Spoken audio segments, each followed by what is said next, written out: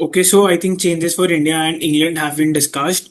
Moving on to the last segment for the day, we have Shubman Gill as captain and as a player both. First two matches he scored what 560, 570 odd runs. At Lords, when you expect him that he would score runs, a lot of us expected that he would not score runs because obviously the how many runs can a man score, right? Even though he did cross 600 runs, I expect personally that he'll have a good match in this coming test match because it's gonna the pitch is gonna favor spin.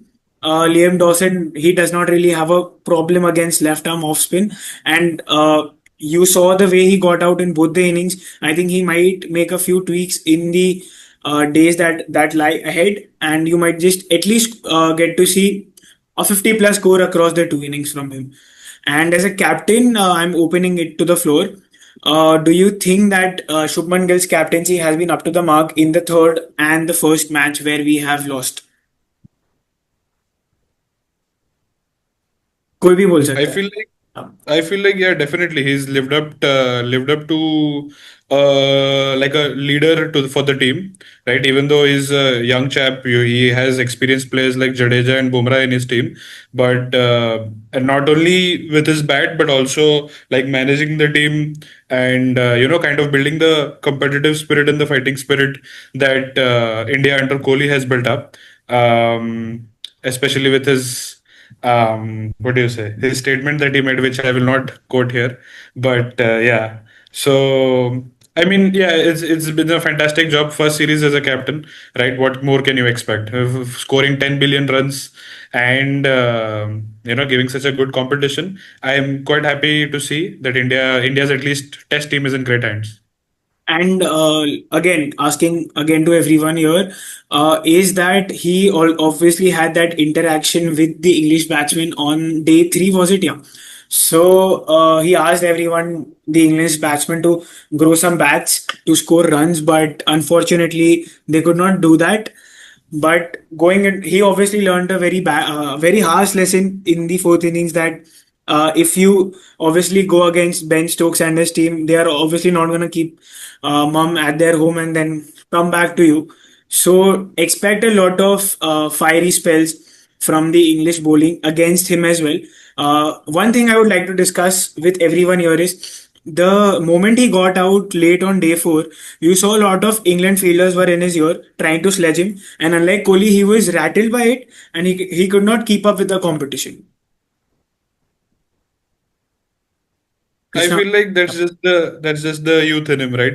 Even when Kohli came into the picture, he was quite young, quite fierce, flicking the finger to an audience member in Australia and everything. So they have their stints when they are young. I'm sure within a year, maybe half a year, he'll get used to it. He'll get comfortable in this, and he'll learn to kind of take the sledging in one year and out the other, right? It won't matter and it won't affect him.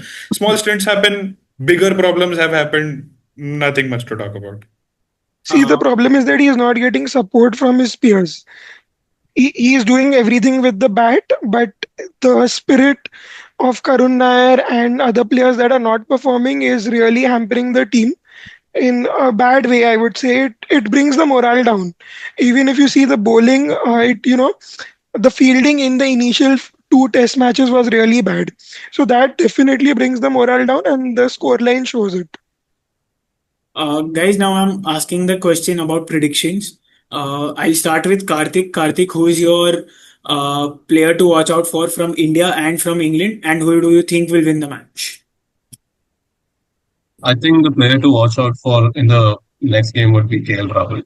I have big hopes on him because he's the only Is person who this has is this for somehow India or for England? India.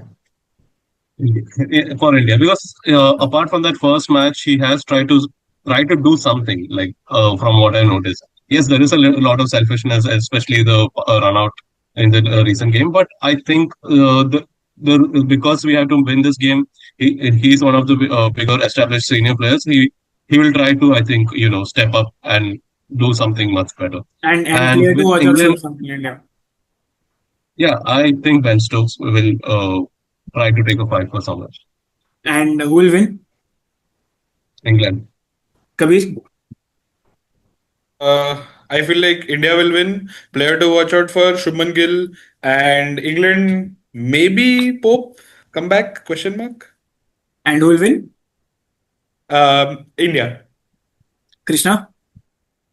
I'm going for a draw.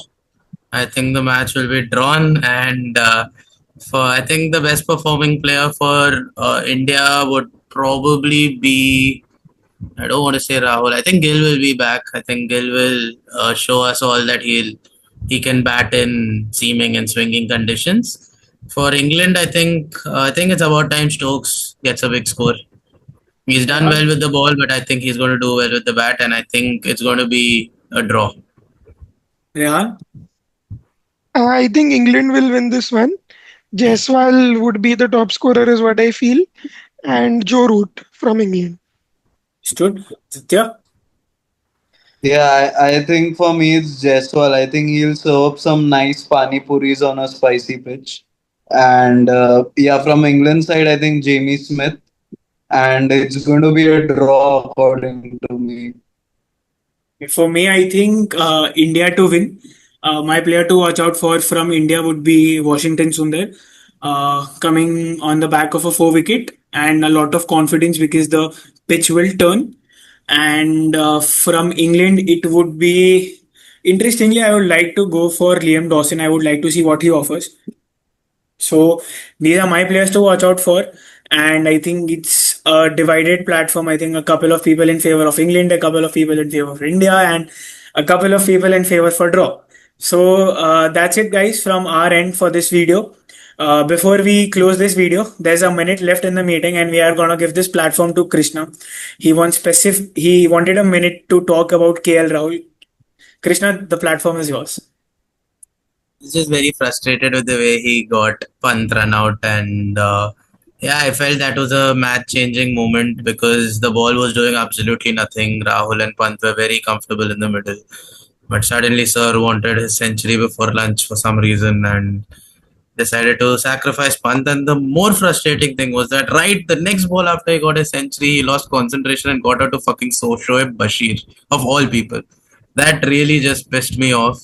Not to mention the fact that he dropped a catch as well. So I pin this loss solely on KL Rahul. Understood. Point taken. He'll not come to CSK. I'll make sure of that. With that, thank you guys. Thank you for watching. Yeah.